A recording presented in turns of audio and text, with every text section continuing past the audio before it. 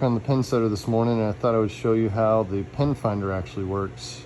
I've had a few questions, and I've done a video in the past, but I don't think it really explains it unless you're really looking at it up close here.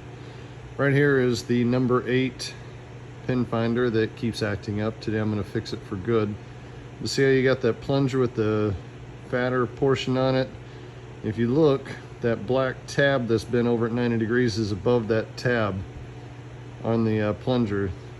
And what happens is when the deck goes down, there's a metal plate underneath the deck pad, and anywhere that metal plate is, it'll push up on this. Whenever you have a standing pin, the weight of the deck will push up on it. And watch what happens here when it pushes up on it. It clicks back, and now it's on. There's a micro switch right there in the front, and now that's depressed, and the light's going to stay on. And then when the deck goes down to shift at 180, there's a cable that will pull this little arm up here where my finger is forward.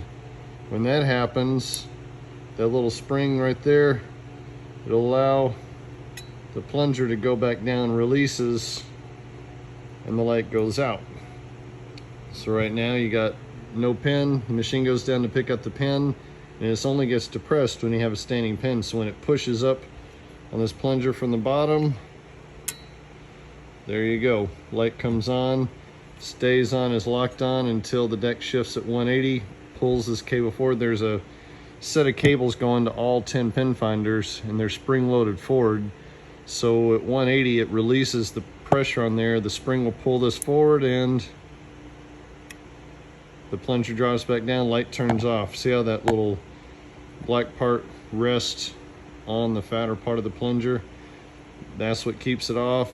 There's one more time. Ready? You got a standing pin, machine goes down, pin pushes up on it. That's it.